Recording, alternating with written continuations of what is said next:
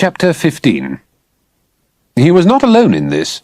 Mr. Hodgson, the scrap iron merchant who had been dying for a slash and had been the recipient of one of Major Featherington's specials, was still incapable of doing more than scribble that he'd been the victim of an attack by one of those damned foreigners, and the sooner he got home to Huddersfield, the safer he'd feel. Dmitri Abnikov's opinion, also given in writing, was that a deliberate attempt had been made by a CIA hit team to silence the Soviet delegate, and was a violation of the UN Charter and the Helsinki Agreement as regards the freedom of speech. Signor Badiglione, having been subjected to Dr. Keister's clinical approach to what she called reciprocated sensuality, and he didn't, wasn't prepared to say anything. And Sir Arnold Brime preferred not to. Professor Zucash had been too engaged in a polemic with the Mexican delegate on the question of Trotsky's murder and the failure of the Mexican government to collectivize farms it had already distributed to the peasants to remember anything so contemporary as his encounter with Peregrine. Finally, Mrs. Rotherby and Mr. Combe, once they had been extricated from one another by Dr. Voisin, were blaming their agonizing ordeal on Mrs. Branscombe, the bull-terrier judge, who denied that she made a habit of entering other people's bedrooms to indulge her latent lesbianism by hurling buckets of water over heterosexual couples. Only Pastor Laudenbach approached the problem at all rationally. The question we must ask ourselves is why a young man should want so desperately to find a countess. It's a phenomenon not easily explicable, particularly when he's so obviously British. "Oh, I wouldn't say that," said Sir Arnold, who could see an extremely awkward international incident heading his way. "I would," said Dr. Grenois, the French delegate. He had slept through the whole affair, but the honour of France was at stake, and in any case, he was looking for an opportunity to divert the symposium away from his country's role in Central Africa. On the other hand, he was anxious to prevent the scandal reaching the media. "I'm sure there is a simple hooliganistic explanation for this regrettable occurrence," he continued. "The essential factor is that while we have all been put to some inconvenience, no one has actually been hurt. In the morning, you may rest assured that adequate protective measures will have been taken. I myself will guarantee it. For the moment, I suggest we return to our rooms," and the Soviet delegate was protesting. "Where is the American Botwick?" he whispered. "In the name of the Union of—" "Let's not get too excited," pleaded Dr. Grenois, now as anxious as Sir Arnold to avoid an international incident. "The professor's absence is doubtless due to a comprehensible prudence on his part. If someone will go to his room—" Pastor Laudenbach volunteered, but returned in a few minutes to announce that Professor Botwick's room was empty and that his bed had not been slept in. "What did I say?" said Dr. Abnikov. "There has been a deliberate conspiracy to destabilize the conference by elements—" "Oh, Lord," said Sir Arnold, appealing uncharacteristically to his French counterpart. "Can't someone bring an element of common sense to this trivial affair? If that damned Yank had instigated anything, he wouldn't have been idiotic enough to disappear. Anyway, there were no political implications. The lunatic simply wanted to know where some countess was. I told him she was in Antibes. He's probably pushed off there by now." Countess, mere subterfuge," said Dr. Abnikov, finding his voice. "Typical imperialistic tactics to obscure the real issue. There are no countesses here." Dr. Grenois coughed uncomfortably. "I'm afraid to announce that there are," he said. "The proprietor of the chateau—" He shrugged. The name Montcalm was not one he wished to announce to the world. "Well, there you are," said Sir Arnold more cheerfully. "The woman has some lover—" He was interrupted by the arrival of one of the ambulance drivers. "There appears to be an explanation to the disappearance of Professor Botwick," Dr. Grenois announced after a whispered consultation with the man. "He has been found on a rock in the river." "Dead?" asked Dr. Abnikov hopefully. "No, in the company of another man. The emergency services have been alerted, and they should be rescued at any moment." The delegates trooped out onto the terraces to watch. Behind them, Dr. Grenois and Sir Arnold consulted one another on the need to re-establish Franco-British collaboration, at least for the time being. "You keep the British out of this, and I won't spread the word about Madame de Montcalm," said Sir Arnold. "It's the wretched American I'm worried about," said Dr. Grenois. "He may demand an enormous security operation. Thank God we don't have a representative from Libya."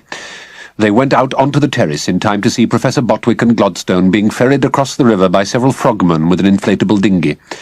"I just hope he doesn't insist on holding a press conference," said Sir Arnold. "Americans make such a song and dance about these things." Beside him, Dr. Grenois made a mental note to see that the state-controlled French television refused facilities.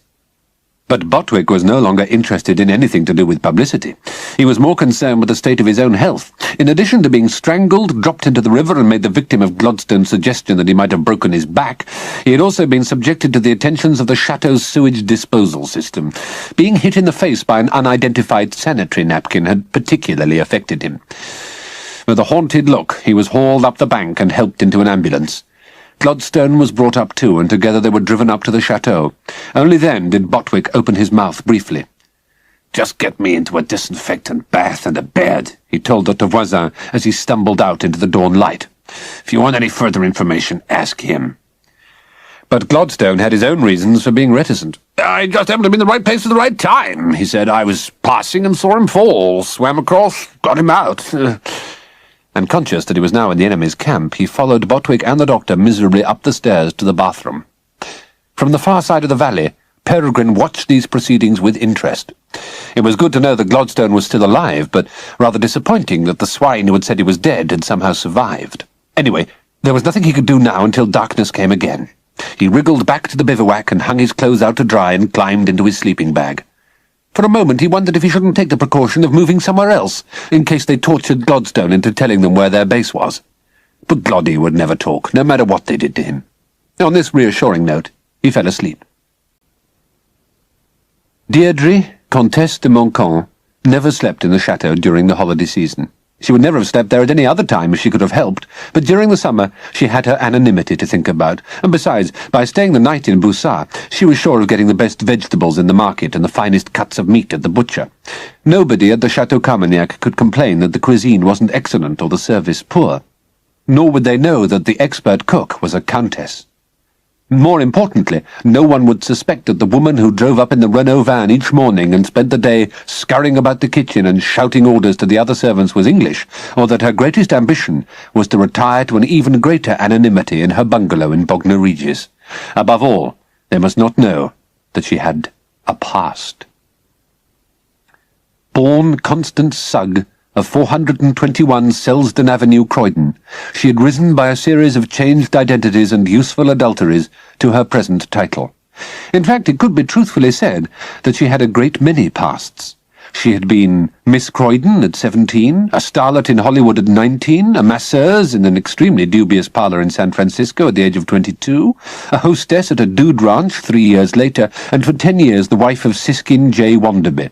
By then, Wonderby, a man who believed in putting his money where his mouth was, had made and lost several fortunes, and Constance, now Anita Blanche and mother of Anthony B. Wonderby, had divorced him on the grounds that, never knowing from one week to another whether she was the wife of a millionaire or something destined for Skid Row, constituted a particularly sadistic form of mental cruelty. At the time, Wonderby had been on the point of making a fortune out of capped oil wells in Texas, and had looked good for a gigantic alimony. Instead, the oil glut had put paid to her hopes, and she had been forced to provide for her own future.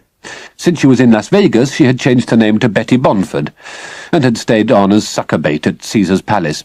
It was there she met her future husband, Alphonse Giraud Barbier, Comte de Montcalm. At 50, the Count had already gained a considerable reputation as a playboy, a gambler, and a piss artist, a consequence of his having followed his widowed mother's advice to the letter. "Don't marry for money, Alphonse," she had told him. "Go where money is." And Alphonse had. By the time he landed in Las Vegas, he had been to almost every expensive hotel, ski resort, exclusive club and casino in Europe, and was down to his last £1,000,000 in the Chateau Carmagnac. He was also under orders to marry the first rich woman who would have what was left of him. Again, the Count had done what he was told and had proposed to Deirdre Gosforth. She had changed her name once more for this eventuality, in the mistaken belief that a woman who could win $100,000 3 nights running in crap games had to be loaded. The fact that it was the dice that were, and that she had handed back her winnings to the management, never occurred to him, even when she had steered him in an alcoholic haze through a marriage ceremony and onto a jet to Paris, taking with her, for once, all her winnings. It was only when they reached the chateau that the Count realized his mistake, and the new Countess knew that in hooking her last sucker she had been hooked herself. Worse still, there was no way she was going back to the States with 100 grand of the syndicate's money. She had reconciled herself with the knowledge that any man who breakfasted on black coffee laced with armagnac was heading for the hereafter at a rate of knots, and as his widow she'd be able to flog the chateau. The illusion hadn't persisted. The Count's constitution proved stronger than his intellect, and while the chateau might be in his possession, it couldn't be in his will. Without an heir, it would revert to the family, and the Count's two sisters had no intention of losing it to a Yankee gold-digger. In fact, they had done their damnedest to get the marriage annulled. Deirdre had fought back by keeping the Count's alcohol level too high for him to remember where he'd been married, or to care. In the ensuing vendetta, neither side could be said to have won. Deirdre's premature announcement that she was pregnant had driven the two sisters to consult the family lawyers, while her efforts to achieve the only partially desired result had killed the Count. Since the traumatic moment when she had realized his brandy droop was terminal, and that for the past 10 minutes she had been having coition with nothing more responsive than a corpse with a strangulated hernia, the Countess had come to an accommodation with the family. "You want me out, you buy me out," she told the relatives after the funeral, "and that means $1 million. "Francs?" asked ancient Uncle Rene hopefully.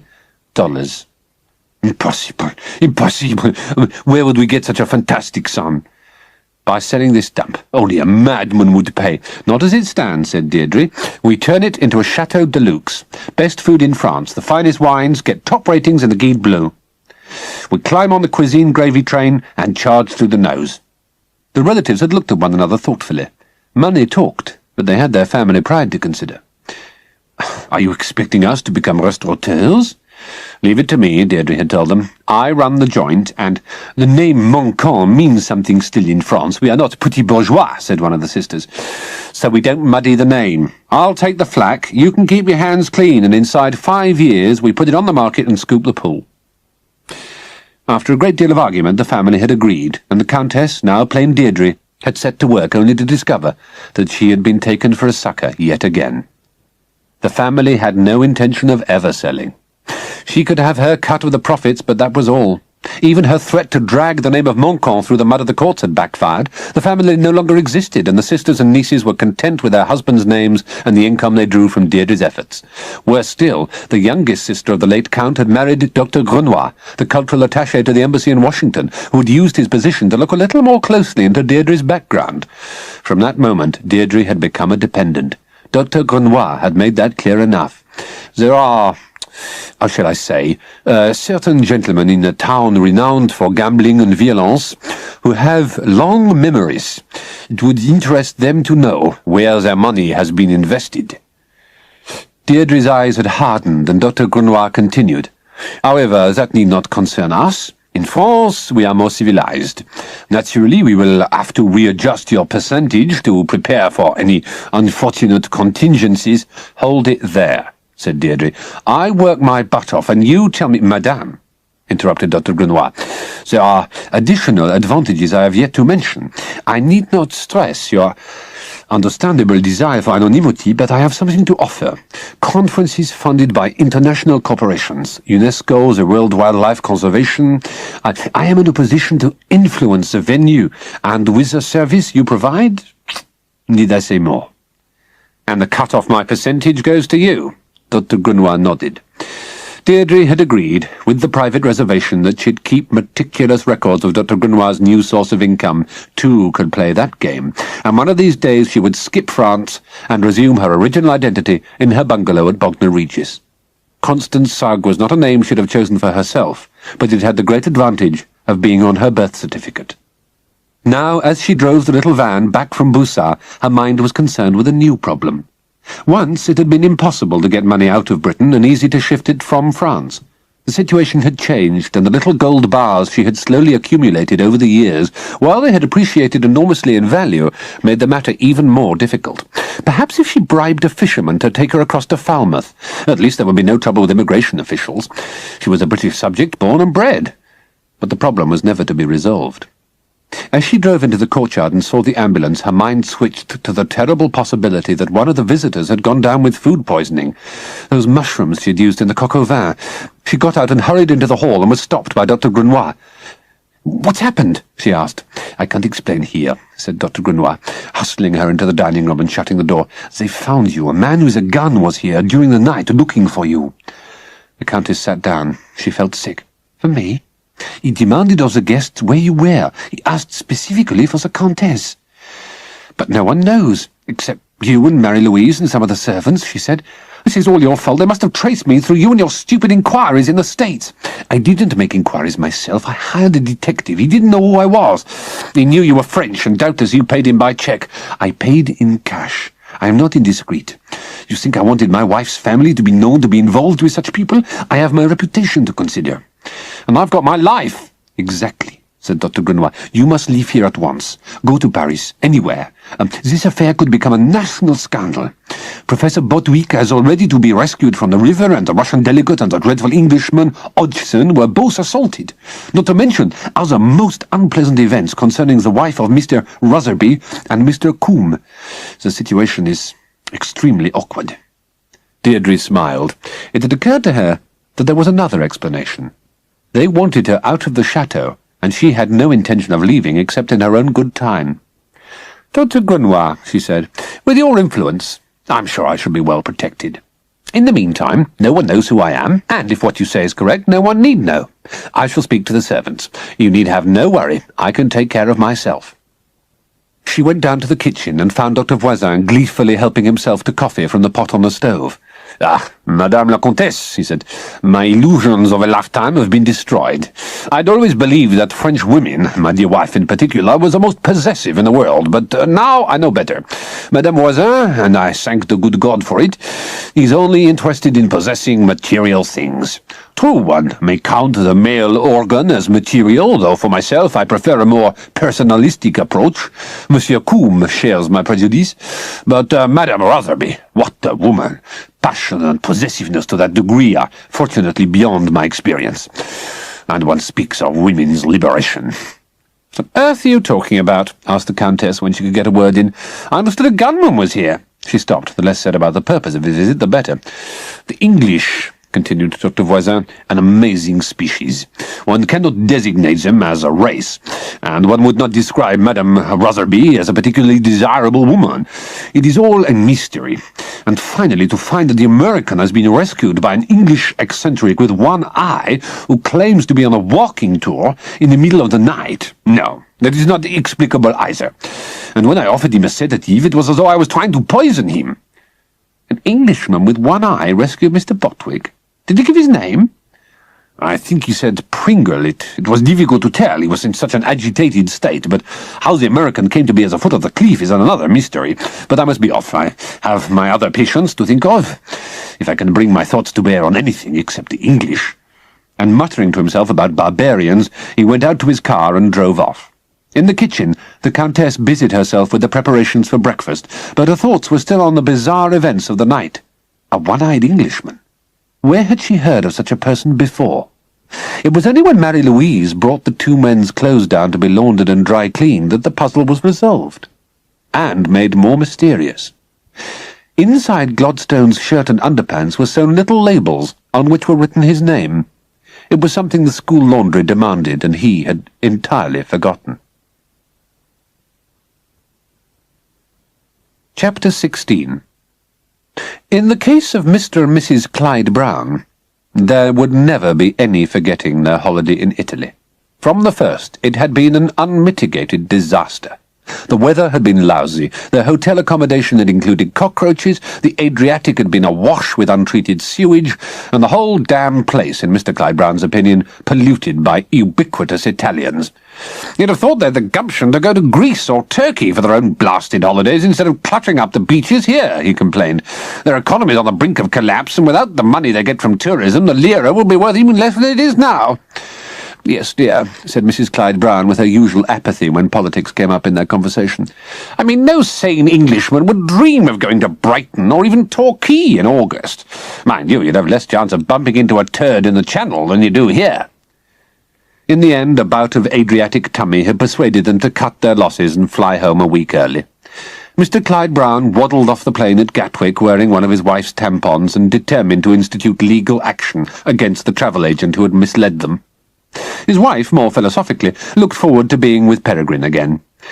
"We've hardly had a chance to see him all year," she said as they drove home, "and now that he's left Groxbourne, he'll be lounging about the house all day unless I can get him into the army. All the same, it will be nice." "It won't," said Mr. Clyde Brown. "It'll be pure hell."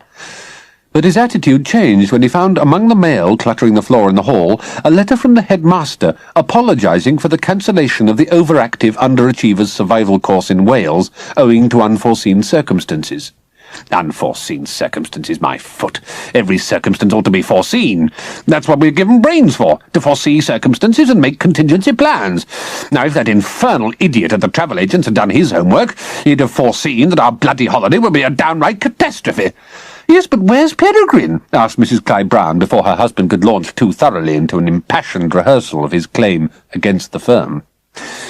"Peregrine? What do you mean, where is he? He's bound to be at the school. You don't imagine I'd be mad enough to let him try and find his own way home." But Mrs. Clyde-Brown had already gone into the study and was dialing the school's number. "I want to speak to my son, Peregrine Clyde-Brown," she told the school secretary, only to be told in turn that Peregrine wasn't there. "He's not there? Then where is he?" "I'm afraid I've no idea. If you just hold the line, I'll try and find out." Mrs. Clyde-Brown held the line and beckoned to her husband, who was examining a gas bill suspiciously. "They don't know where he is."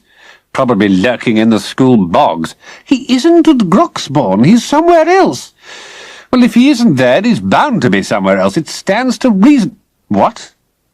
"The secretary's gone to see if she can find out where he went to." But the strain of his holiday and his fury at the travel agency had been exacerbated by the gas bill. Mr. Clyde-Brown seized the phone. "Now listen to me," he shouted. "I demand to know." "It's no use bawling like that, dear," said Mrs. Clyde-Brown pacifically. "There's no one there to hear you." "Then who the hell were you talking to?" "The school secretary. I told you she's gone to see if anyone knows where Peregrine—" "Damn," said Mr. Clyde-Brown, cursing both the school and the state of his bowels. "Then call me back the moment—" He shot into the downstairs lavatory, and it was left to his wife to learn that Peregrine had gone to stay with his uncle. "His uncle?" she asked. "You wouldn't happen to know which one?" The secretary didn't. Mrs. Clyde-Brown put the phone down, picked it up again, and called her sister-in-law in Aylesbury, only to find that Peregrine wasn't there. It was the same with Uncle Martin and all the other uncles and aunts. Mrs. Clyde-Brown broke down. "They said he'd gone to stay with one of his uncles, but he hasn't," she moaned through the lavatory door. Inside, Mr. Clyde-Brown was heard to mutter that he wasn't surprised, and gave vent to his paternal feelings by flushing the pan. You don't seem to care," she wept when he came out and headed for the medicine cupboard. "Do you have any normal feelings as a father?" Mr. Clyde-Brown took 2 tablespoonfuls of kaolin and morphine before replying. "Considering I've just flown halfway across Europe wearing one of your sanitary napkins to contain myself, what feelings I have, whether as a father or not, can't by any stretch of the imagination be called normal. When I think what might have happened if the customs officer you tried to bluff about that silk had given me a body search, my blood runs cold. As a matter of fact, it's running cold now." "In that case, if you're not prepared to do anything, I'm going to call the police," said Mrs. Clyde-Brown, realizing for the first time in her married life that she was in a strong position. Mr. Clyde-Brown, who had been heading for the stairs in bed, stopped in his tracks. "Police? What on earth are you going to do that for?" "Because Peregrine is a missing person." "He's certainly missing something, though I'd qualify the word person. But if you think for one moment the police are going to be involved—" It was an acrimonious exchange, and was only ended by Mr. Clyde-Brown's inability to be in the lavatory and to stop his wife reaching the phone at the same time. "All right," he conceded frantically. "I promise to do everything humanly possible to find him as soon as I'm physically able, provided you don't call the police." "I can't see why not. It seems the sensible thing to do." "Because," snarled her husband, "if there's one thing a prospective employer, and God knows they're few and far between in Peregrine's case, dislikes as a reference, it's a police record." "But Peregrine wouldn't have a police record. He'd be listed on the missing persons computer at New Scotland Yard, and where the army and banks are concerned, that constitutes a police record. Oh, damnation!" He stumbled back into the lavatory and sat there thinking dark thoughts about dysentery and idiot sons. He emerged to find his wife standing by the front door. "We're leaving now," she said. "Leaving? Leaving for where?" "Groxbourne. You said you'd do everything possible to find poor Peregrine, and I'm holding you to it." Mr. Clyde-Brown hung onto the doorsill. "But I can't drive all that way in my condition." "Possibly not," said Mrs. Clyde-Brown, "but I can. And since we haven't unpacked, we can leave straight away." Mr. Clyde-Brown climbed submissively into the seat beside her. "I just hope to hell you know what you're doing," he moaned. "And you better be prepared to stop fairly frequently." "I do, and I am," she said with a terseness he'd never heard before. An hour later, his experience of the 3 motorway toilets his wife had allowed him to use had been so revolting that he was half disposed to think more highly of Italians. If further proof were needed that this country's gone to the dogs, never mind about the country, snapped Mrs. Clyde Brown, hurtling past a petrol tanker at 90 miles an hour. What I want to know is where Peregrine has gone to. You don't seem to realize our son is lost. Mr. Clyde Brown checked his safety belt again. Not the only thing we'll lose if you continue to drive. Mind that flaming motorbike, dear God! All in all, it had been a hair-raising journey, and by the time the car skidded to a halt outside the school office, Mr. Clyde Brown was in a state of shock, and his wife wasn't to be trifled with. "I'm not trifling with you," said the school secretary indignantly. "I'm simply telling you that the headmaster is on holiday." "Where?" "On the Isle of Skye. I can find the address of his cottage, if you like. He's not on the phone." But Mr. Clyde Brown had heard enough. To ward off the terrifying possibility that his wife might insist on driving through the night to the west coast of Scotland, he interposed himself between them. "Our son Peregrine is missing," he said. "He was supposed to go on the survival course in Wales. He has not returned home. Now, since Major Featherington was in charge of the course, he's in loco parentis, and—" "He's not," said the secretary. "He's in the sanatorium. If you ask Matron nicely, she may let you see him. It's across the quad and up the steps by the chapel." "Impudent hussy," said Mrs. Clyde Brown when they left the office. Her husband said nothing. As they marched across the grim quad and past the looming chapel, he was praying that Peregrine hadn't been left in Wales. The notion of being driven there was almost as bad as Scotland. "Is there anybody about?" Mrs. Clyde Brown shouted when they found the sanatorium and had tried several empty rooms in vain. At the end of the passage, a door opened and a woman peered out. "We want to see Major Featherington," said Mr. Clyde Brown. The woman looked doubtful. "I'm just giving him a bed bath," she muttered. "If you'll wait a minute." But Mrs. Clyde Brown wasn't waiting a second. Pushing past her husband, she bore down on the matron. For a moment there was a confused scuffle, and then the matron managed to shut the door and lock it. "Bed bath indeed," said Mrs. Clyde Brown when she had got her breath back. "If you'd seen what I saw—" "Which, thankfully, I didn't," said her husband. "Now, for goodness sake, try and get a grip on yourself." "Grip on myself? I like that. If you ask me, those two were—" "I dare say," snapped Mr. Clyde Brown. "But if we're going to get the Major's cooperation, you're not going to help matters by intruding on his private affairs."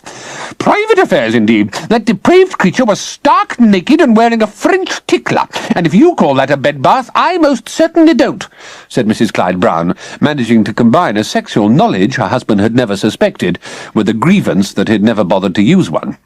But before he could reply, the bedroom door opened and the matron appeared. Mr. Clyde Brown was grateful to note that this time she was wearing a skirt. "Well, I must say," she began. "Don't," begged Mr. Clyde Brown. "We're certainly extremely sorry to—" "I'm not," interrupted his wife, "considering that filthy man was in there." Mr. Clyde Brown had had enough. "Shut up," he told her violently, and leaving her speechless, explained the situation as swiftly as he could to the matron. By the time he had finished, he was slightly mollified. "I'll go and see if the Major is prepared to see you," she said, pointedly ignoring Mrs. Clyde Brown. "Well, I like that," Mrs. Clyde Brown exploded when the door was shut. "To think that I should be told to shut up in front of her— Shut up!" roared Mr. Clyde Brown again. "You've already done enough damage, and from now on you'll leave the matter in my hands." "In your hands? If I'd had my way, none of this would have happened. In the first place, Peregrine would have been aborted.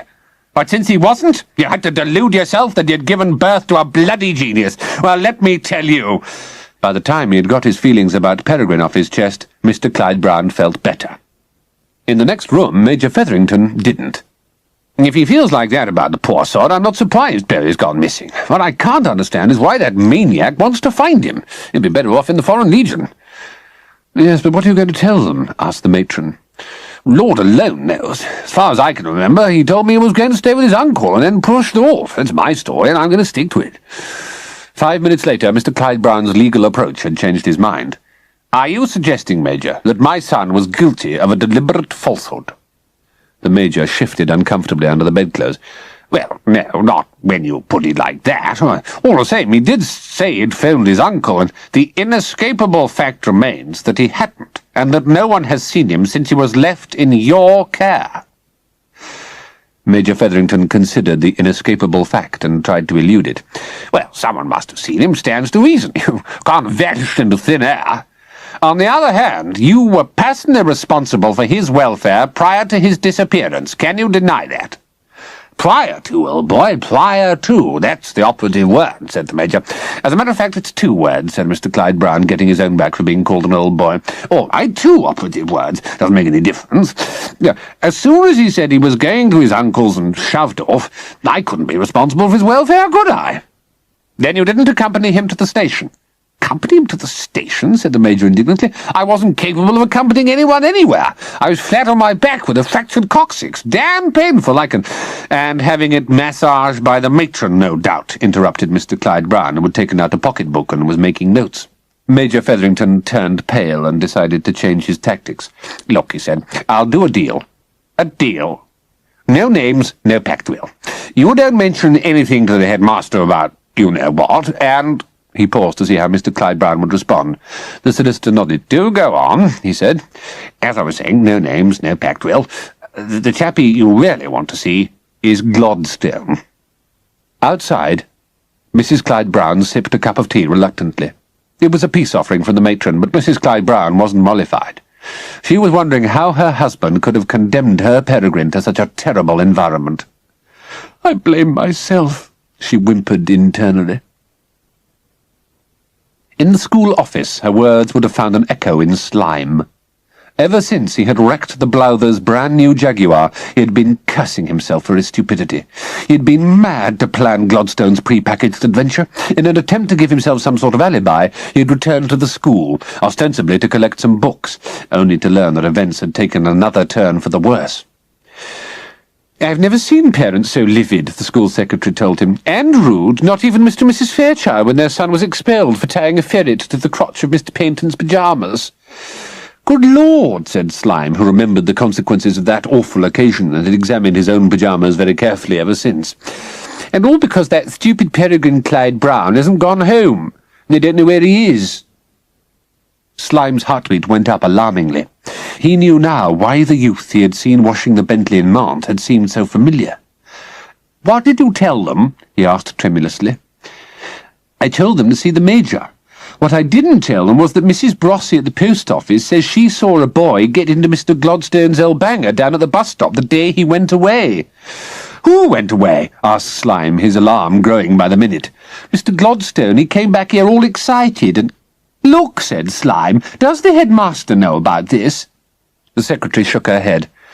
"I said he was on holiday in the island of Skye. Actually, he's in his caravan at Scarborough, but he doesn't like that to be known. Doesn't sound so respectable, does it? But he's on the phone. The campsite is." "Right," said Slime, coming to a sudden decision. "Rather than have them bothering you, I'll deal with them. Now, what's the number of the campsite?" By the time the Clyde Browns left the sanatorium, Slime was ready for them. "Good afternoon," he said briskly. "My name is Slime. I'm the geography master here. Miss Crabtree tells me you're concerned about your son." Mr. Clyde Brown stopped in his tracks. Mr. Slime's reports on Peregrine's lack of any academic ability had always struck him as proving that at least one master at Groxbourne was neither a complete idiot nor a barefaced liar. "More than concerned," he said. "The boy's missing, and from what I've been able to gather from that man Featherington there seems to be good reason to suppose he's been abducted by Mr. Gladstone." Slime's mouth dried up. Mr. Clyde Brown was evidently an expert investigator. "Mr. Gladstone abducted your son? Are you quite sure? I mean, it seems—" "Of course I'm not sure. I'd have called the police if I were," said Mr. Clyde Brown, bearing in mind the law on slander. "I said I'd been given reason to believe it. What's your opinion of Gladstone?" "I'd rather not comment," said Slime, glad to be able to tell the truth for the time being. "My relations with him are not of the best, and I might be prejudiced. I think you ought to consult the headmaster, who happens to be in the Outer Hebrides. In the circumstances, I'm sure he'll return immediately. I'll wire him to say you're here. Now, would you like me to find you some accommodation locally? There's an excellent hotel in Leominster." When they left, the Clyde Browns were slightly happier in their minds. "Thank God someone round here seems to have his head screwed on the right way," said Mr. Clyde Brown. "And he did seem to think that Peregrine was in safe hands," said his wife. "I do hope he's right." Mr. Clyde Brown kept his thoughts on the subject to himself. His hopes were rather different. He was wondering how best to intimidate the headmaster into paying considerable damages for the loss of a son. In the school office, Slime picked up the phone and dialed the campsite in Scarborough. About the only bright spot he could see on the horizon was that the Clyde Browns were evidently reluctant to call in the police. Chapter 17. It was mid-morning before the headmaster arrived, to be met by a haggard and desperate Slime. His conversation with the Major the previous night, assisted by a bottle of whiskey, had appalled him. Gladstone had told the Major where he was going, and since he had confided so much, it seemed all too likely that he had kept those damning letters. Slime had spent a sleepless night trying to think of some way to dissociate himself from the whole ghastly business. The best strategy seemed to be to show that he had already acted responsibly. "I've checked the railway station and the bus people," he told the headmaster, "and it's clear that Clyde Brown didn't leave by bus or train on the 31st, which is the day he went missing." "That's a great help," said the headmaster. "What I want to know is where he did go. I've got to have something to tell his bloody parents." "Well, Mrs. Brossy at the post office thinks she saw Gladstone pick a young man up outside her shop around midday." The headmaster slumped into a chair behind his desk. "Oh, my God, and I don't suppose anyone has a clue where the lunatic took him?" Slime played his ace. "Strictly in confidence, sir, I did manage to get Major Featherington to tell me that Gladstone had said he was going to France by way of Ostend." "Going to France by way of Ostend? Ostend's in bloody Belgium. Are you seriously telling me that that one-eyed maniac has dragged the son of a prominent solicitor out of this country without asking his..." Slime demurred. "Well, I'm not exactly saying that, sir. I'm merely repeating what the Major told me in strict confidence, and I'd appreciate it if you kept my name out of the business. I mean, damn, Major Featherington, if Gladstone's gone to France with that ghastly boy, we'll all have to go into business. We'll certainly be out of teaching." "Quite," said Slime. "Anyway, acting on the Major's tip, I phoned the Channel Ferry Services at Dover to ask if they could confirm it." "And did they?" "Not in so many words. They wanted to know who I was and what my interest was, and I didn't think I'd better say anything more until I'd spoken to you. Mr. Clyde Brown didn't strike me as a man who'd take kindly to the news that his son had gone abroad with Gladstone." The headmaster closed his eyes and shuddered. From his previous dealings with Peregrine's father, he'd gained the distinct impression that Mr. Clyde Brown didn't count kindliness as one of his strong points. "So that's all the information we have. Is that what you're saying?" Slime hesitated. I can't speak for the Major, but I have an idea he knows more than he was prepared to tell me." "By God, he'll tell me," said the headmaster savagely. "Go and get the fellow." Slime slipped out of the room and crossed the quad to the sand. "The old man wants to see you," he told the Major, whose physical condition hadn't been improved by a dreadful hangover, "and if I were in your shoes, I'd tell him everything you know." "Shoes?" said the Major. "If I had shoes and wasn't in a wheelchair, I'd have been out of here long ago. Oh, well, into the firing line." It was an appropriate metaphor. The headmaster was ready to do murder. "Now then, I understand Gladstone told you he was going to France by way of Ostend," he said, ignoring Slime's plea for discretion. The Major nodded unhappily. "Did he also tell you he was taking Clyde Brown with him?" "Course not," said the Major, rallying. "I wouldn't have let him." "Let him tell you, or let him take the boy?" asked the headmaster, glad to take his feelings out on a man he'd never much liked anyway. "Take him, of course. What else did he tell you?" Major Featherington looked reproachfully at Slime. "Well, if you must know, he said he'd been asked to undertake a secret mission, something desperately dangerous, and in case he bought it—" "Bought it? Bought what, for heaven's sake?" "Well, if things went wrong and he got himself killed or something, he wanted me to look after his interests." "Interests?" snapped the headmaster, preferring not to dwell on killed. "What interests?" "I really don't know. I suppose he meant to let the police know, or get him a decent funeral. He left it a bit vague." "He needn't have. I'll fix his funeral," said the headmaster. "Go on." "Well, not much else to tell, really," said the Major hesitantly, but the headmaster wasn't deceived. "The lot, Featherington, the lot. You leave out one jot or tittle, and you'll be hobbling down to join the ranks of the unemployed, and I don't mean tomorrow." The Major tried to cross his legs and failed. "All right. You really want to know? He said he'd been asked by the Countess of Montcalm." "The Countess of Montcalm?" "Wonderby's mother. He's a boy in Gloddy's, the one with allergies and what-not, to go down to her chateau. You're not going to believe this." "Never mind that," said the headmaster, who appeared to be in the grip of some awful allergy himself. "Well, she wanted him to rescue her from some gang or other." "Some gang or other? You mean to tell me—the man must be off his bloody rocker." Well, that's what I told him, said the Major. I said, listen, old boy, someone's having you on. Get on the blower and call her up and see if I'm not right. You know what Gladstone's like. I'm beginning to get a shrewd idea, said the headmaster. Mad as a March fucking hare. Don't let me stop you. Well, that is about the lot, really. I had no idea he was going to take Perry with him. So you've said before, and it's not the lot. The Major tried to focus his thoughts. But the only other thing I can think of is that he asked me to let him have a couple of revolvers from the armory. Naturally, I wasn't buying that one. A couple of revolvers from the school armory? Jesus wept! And that didn't tell you anything? Well, only that he was obviously dead serious about the whole business. I mean, obviously. A couple of revolvers, you moron, shouted the headmaster. Not just one! Who the hell do you think the second one was for? Well, now that you come to mention it... Mention it? Mention it! Yelled the headmaster. What I want to know is why you didn't mention it at the bloody time! Well, since he didn't get them, there didn't seem much point, said the Major. If Gladstone wanted to go off on some wild goose chase, that was his affair, and Slime, interrupted the headmaster before the Major could say it was no skin off his nose what Gladstone did. Take him to the armory and see that there aren't 2 revolvers and half a dozen rifles missing. I want every weapon accounted for. But I've just told you. I know what you've told me, and I'm not taking any chances on your opinion. Now get out. As Slime bundled the Major's wheelchair through the door, the headmaster put his head in his hands. The situation was far worse than he had imagined. It had been bad enough to suppose that Gladstone had merely taken the wretched boy on some jaunt round the country, but that he'd almost certainly gone abroad with the lout on a so-called secret mission to rescue another boy's mother verged on the insane. The headmaster corrected himself. It was insane. Finally, collecting what thoughts he could, he reached for the phone. Get on to international inquiries and put a call through to Wandaby's mother in France. Her name's the Countess of Montcalm. You'll find the address in the files. And put her straight through to me. As he slammed the phone down, he saw the Clyde Brown's car drive up. The moment he had dreaded had come. What on earth was he going to tell them? Something soothing, some mild remark. No, that wouldn't work. With an almost manic smile, he got up to greet them. But Mr. Clyde Brown had come to be heard, not to listen. He was armed with a battery of arguments. Peregrine had been in the school's care.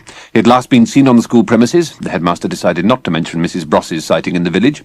The school, and on a more personal level the headmaster, had been and still were responsible for his well-being. Mr. Clyde Brown had paid the exorbitant sum of £10,000 in advance fees, and if, as seemed likely, his son had been abducted by a possibly paedophilic master, he was going to see that the name Groxbourne went down in legal history and was expunged from the public school's yearbook, where, in his opinion, it should never have been put in the first place. And what had the headmaster to say to that? The headmaster fought for words. I'm sure there's a perfectly simple and straightforward... He began without any conviction, but Mrs. Clyde Brown's sobs stopped him. She appeared to have gone into premature mourning. I can only promise... I'm not interested in promises, said Mr. Clyde Brown. My son is missing and I want him found. Now have you any idea where he is? The headmaster shuddered to think, and had his agitation increased by the telephone. I can't get any number, said the school secretary when he picked it up. International inquiries say there's no contest. Thank you, Miss Crabley, but I'm engaged just at the moment, he said to stifle any shrill disclosures. Please tell the bishop I'll call him back as soon as I'm free. And hoping he'd impressed the Clyde Browns, he replaced the receiver and leant across the desk. I really don't think you have anything to worry about, he began, and knew he was wrong. Through the window he could see Slime crossing the quad carrying 2 revolvers. God alone knew what would happen if he marched in, and the headmaster got to his feet. If you'll just excuse me for a moment, he said hoarsely, I'm afraid my bowels, my stomach has been playing me up. So have mine, said Mr. Clyde Brown unsympathetically, but the headmaster was already through the door and had intercepted Slime. For God's sake, put those beastly things away, he whispered ferociously. The thing is, Slime began, but the headmaster dragged him into the lavatory and locked the door. They're only replicas. I don't care what... The what? Said the headmaster. I said they're replicas, said Slime, edging up against the wash-basin nervously. Replicas? You mean the 2 real revolvers are missing? We found these in their place. Shit, said the headmaster and slumped onto the seat. His bowels were genuinely playing him up now. The Major is checking the ammunition boxes, continued Slime. I just thought you'd want to know about these. The headmaster stared bleakly at a herb chart his wife had pinned up on the wall to add a botanical air to the place. Even the basil held no charms for him now. Somewhere in Europe, Gladstone and that litigious bastard's idiot son were wandering about armed with property belonging to the Ministry of Defence. And if the Clyde Browns found out, they mustn't. Rising swiftly, he wrenched the top off the cistern. "Put the damn things in here," he said. Slime raised his eyebrows and did as he was told. If the headmaster wanted replica firearms in his water closet, that was his business.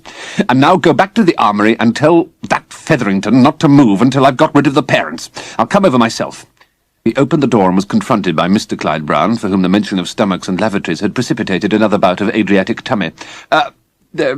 Said the headmaster, but Mr. Clyde Brown shoved past him and promptly backed out again, followed by Slime. The toilet's not working. Mr. Slime here has been helping me fix it."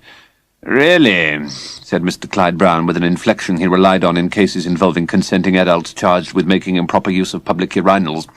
And before the headmaster could invite him to use the toilet upstairs, he was back inside and had locked the door. "You don't think," said Slime injudiciously. "Get lost," said the headmaster, "and see that the Major doesn't stir." Slime took the hint and hurried back to the armoury. The Major was looking disconsolately at several empty boxes in the ammunition locker. "Bad news, Slimy, old chap," he said. 200 bloody rounds gone. The army isn't going to like it one little bit. I've got to account for every fucking one." "Not your fault," said Slime. "If Gladstone chooses to go mad and pinch the key—" "He didn't. Peregrine had the thing. And to think I used to like that boy." "Well, the head's got his hands full with the Clyde Browns, and I don't think he's having an easy time." The Major almost sympathised. "I don't see how he can avoid sacking me. I'd sack myself in the circumstances. More than flesh and blood can stand, that bloody couple." He wheeled himself across to a rack of bayonets. "Don't tell me they've taken some of those too," said Slime. "Wish to God they had," said the Major. "The army wouldn't worry so much. Mind you, I hate to think what Perry would get up to. Born bayoneteer. You should see what he can do with a rifle and bayonet to a bag of straw. And talking about guts, I suppose if I were a Jap, the head would expect me to commit Matahari." Slime ignored the mistake. He was beginning to feel distinctly sorry for the Major. After all, the man might be a fool, but had never been as malicious as Gladstone, and it had been no part of Slime's plan to get him sacked. "They probably won't use any of the bullets," he said by way of consolation, and wondered what he could do to save the Major's job. It was not a consideration that had top priority with the headmaster. Mr. Clyde Brown's eruption from the lavatory, clutching the 2 replica revolvers he had dredged from the cistern in an attempt to make the thing flush, had honed to a razor's edge the headmaster's only gift, the capacity for extempore evasions. "Well, I never," he said. "Would you believe it?" "No," said Mr. Clyde Brown. "Boys will be boys," continued the headmaster in the face of this blunt refusal to accept his rhetoric. "Oh, he's up to some practical jokes." Mr. Clyde Brown fingered the revolvers dangerously. He had yet to realize they were replicas. "And maniacs will presumably be maniacs. Since when have you and that man Slime made a habit of hiding offensive weapons in the cistern of your lavatory? Are you suggesting—" "No. I'm stating," said Mr. Clyde Brown, "I intend to present these firearms to the police as proof that you are wholly unfit, either by virtue of insanity or criminal tendency, to be in charge of anything more morally responsible than an abattoir or a brickyard." The headmaster struggled with these alternatives, but Mr. Clyde Brown was giving tongue again. "Marguerite," he yelled, "come here at once." Mrs. Clyde Brown crept from the study. "Yes, dear," she said meekly. "I want you to bear witness that I have discovered these 2 guns in the water closet of this—" But the sight of her husband aiming 2 revolvers at the headmaster was witness enough. "You're mad! Mad! Mad!" she wailed, and promptly had a fit of hysterics. The headmaster seized his opportunity.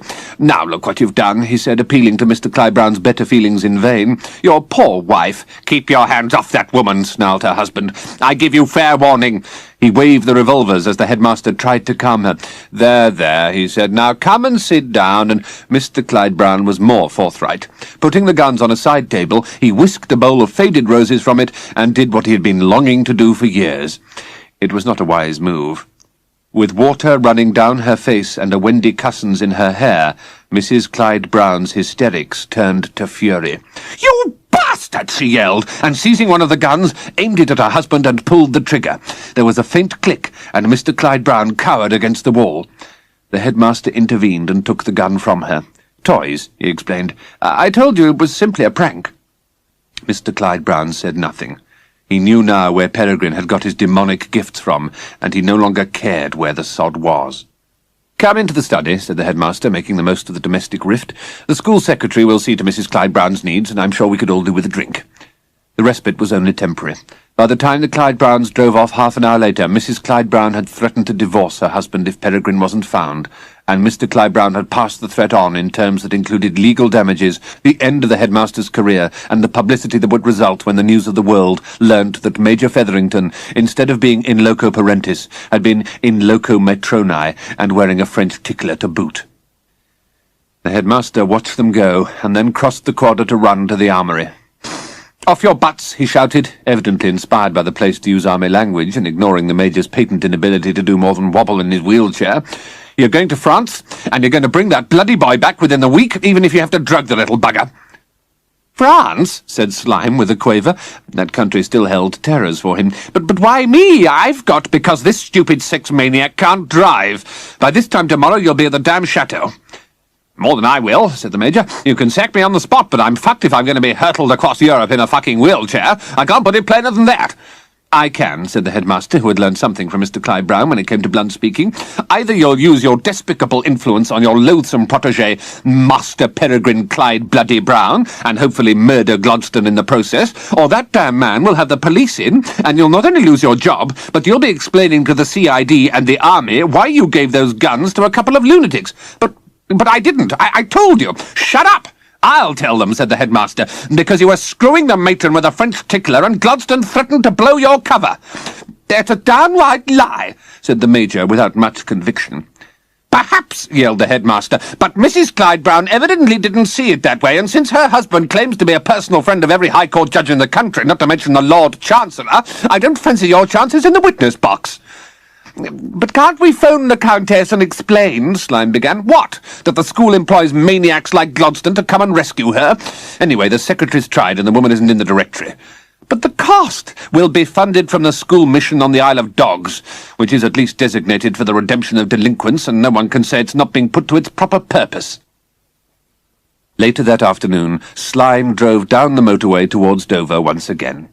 Beside him the Major sat on an inflated inner tube and cursed the role of women in human affairs. "It was her idea to use that beastly thingamajig," he complained. "I couldn't stop her.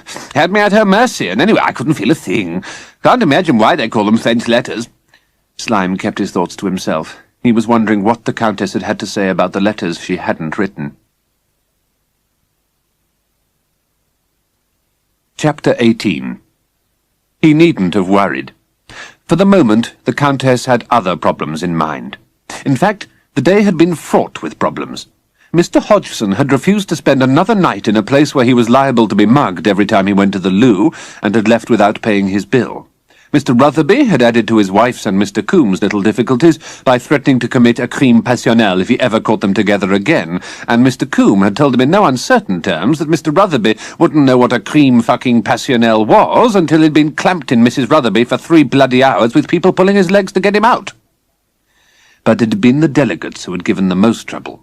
Dr. Abnikoff still maintained that he had been the victim of a CIA conspiracy to silence him, while Professor Botwick was equally adamant that a terrorist group had tried to assassinate him and demanded a bodyguard from the U.S. Embassy in Paris. Dr. Grenoir had temporized. If the American delegate wanted protection, he would have him flown by helicopter to the nearest military hospital, but he could rest assured there would be no recurrence of the previous night's dreadful events. The chateau had been searched, the local gendarmerie alerted, all entrances were guarded, and he had installed floodlights in the courtyard.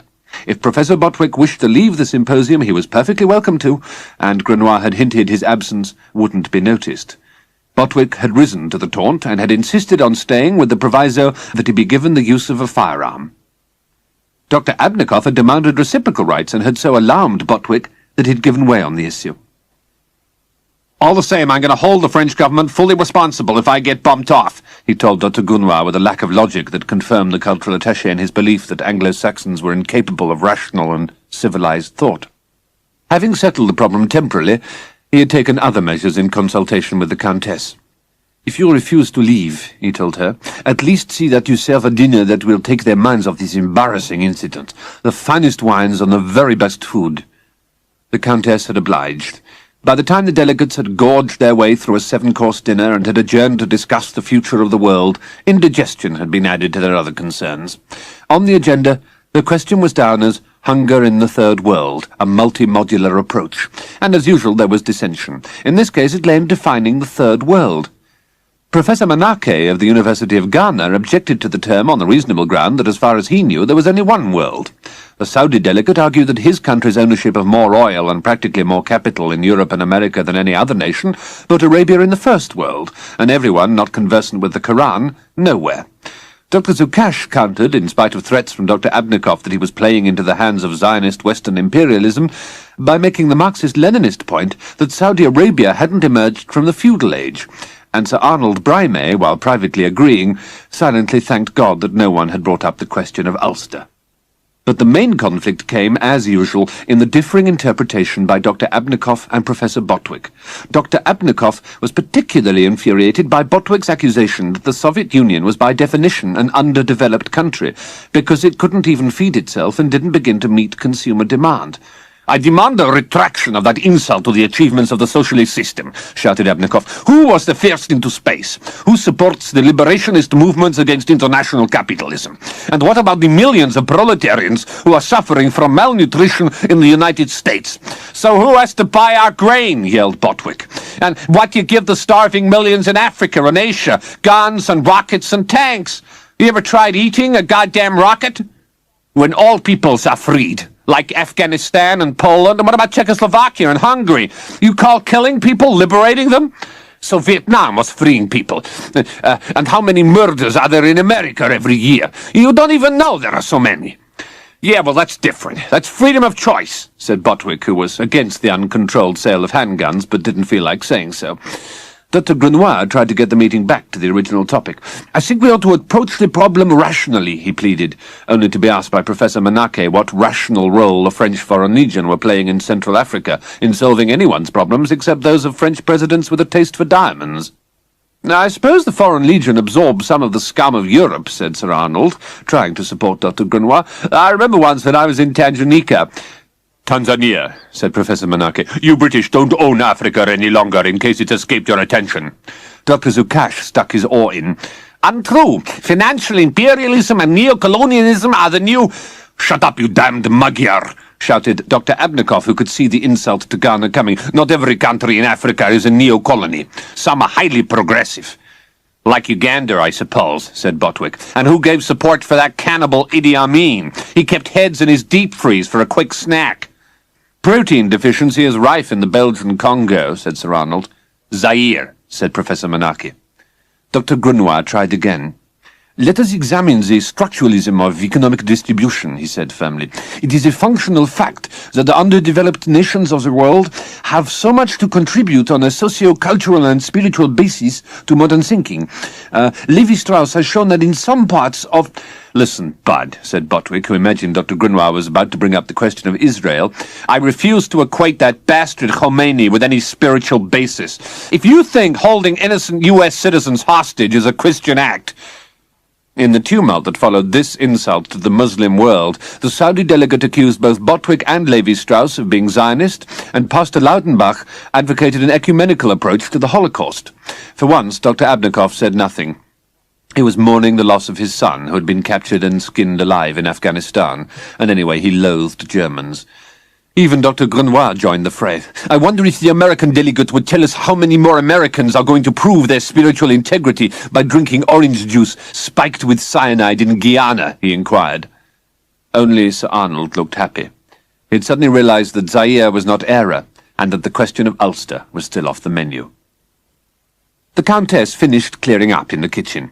She could still hear the raised voices, but she had long ago come to her own conclusions about the future of the world, and knew that nice ideas about peace and plenty were not going to alter it. Her own future was more important to her, and she had to decide what to do. The man who called himself Pringle was undoubtedly Gladstone. She had taken a good look at him when she had gone up to his rooms with his supper tray, and had returned to her room to compare his drawn face with that in the school photograph Anthony had brought back. So why had he lied? And why had someone broken into the chateau looking for her? She had already dismissed Grenoir's suggestion that the mob in Vegas had caught up with her. They didn't operate in that way, not for a measly 100 grand. They were businessmen and would have used more subtle means of getting their money back, like blackmail. Perhaps they'd merely sent a frightener first. But if that were the case, they'd employed a remarkably inept one. It didn't make sense. Now, sitting at the big deal table eating her own dinner, she felt tired. Tired of pandering to men's needs, tired of the fantasies of sex, success, and greed, and of those other fantasies, the ideological ones those fools were arguing about now. All her life she'd been an actress in other people's dream theatres, or, worse still, an usherette. Never herself, whatever herself was. It was time to find out. She finished her meal and washed up, all the time wondering why human beings needed the sustenance of unreality. No other species she knew of did. Anyway, she was going to learn what Gladstone's real purpose was. She climbed the stairs to his room and found him sitting on the bed, draped in a sheet and looking bewildered and frightened. It was the fear that decided her tactics. "So, what's Glass-Eye Gladstone doing in these parts?" she asked in her broadest American accent. Gladstone gaped at her. "Pringle," he said. "The name is Pringle." "That's not the way I read your wife runs. They're labeled Gladstone. So's your shirt. How come?" Gladstone fought for an excuse and failed. I borrowed them from a friend," he muttered. "Along with the glass eye?" Gladstone clutched the sheet to him hurriedly. This woman knew far too much about him for safety. Her next remark confirmed it. "Look," she said, "there's no use trying to fool me. Just tell me what you were doing sneaking around in the middle of the night and rescuing so-called people." I just happened to be passing." "Passing what? Water? Don't give me that crap. Some hoodlum breaks in here last night, beats up the clientele, dumps one of them in the river, and you just happened to be passing?" Gladstone gritted his dentures. Whoever this beastly woman was, he had no intention of telling her the truth.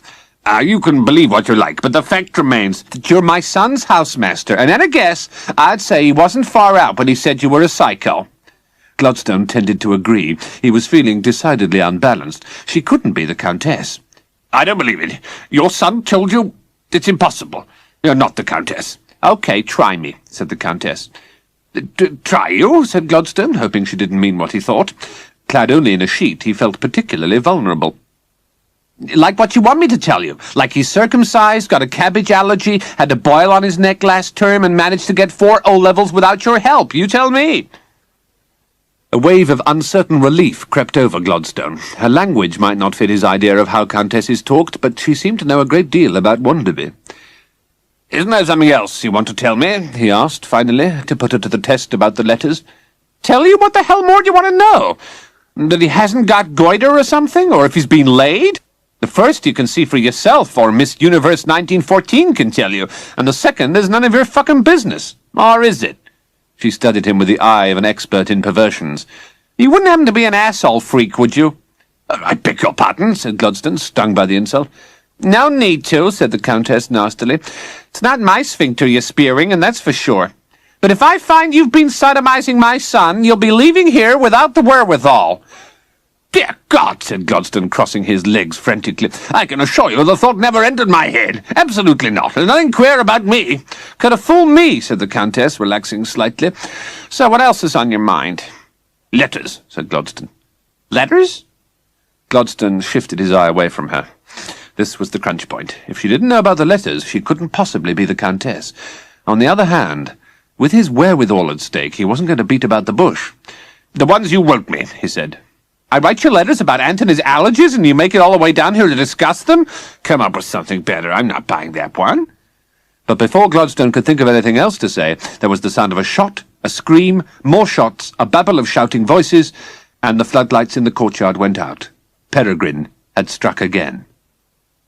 Unlike everyone else, Peregrine had spent an untroubled day. He had slept until noon, had lunched on baked beans and corned beef, and had observed the comings and goings at the chateau with interest. Now that he knew Gladstone was alive, he wasn't worried. People were always getting captured in thrillers, and it never made any real difference. In fact, he couldn't think of a book in which the hero got bumped off, except The Day of the Jackal, and he wasn't sure the Jackal had been a hero. But he had been really cunning and careful, and had nearly got away with it. Peregrine made a mental note to be even more cunning and careful. No one was going to bump him off. Quite the reverse. And so, through the long, hot afternoon, he watched the floodlights being installed and the police van being stationed on the road by the bridge, and made his plans.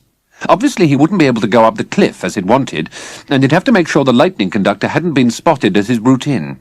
But the main thing would be to create a diversion and get everyone looking the wrong way.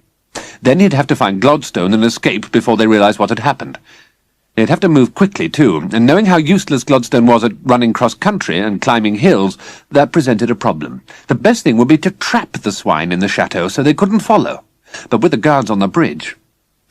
Now, he'd have to lure them off it somehow. Peregrine put his mind to work and decided his strategy.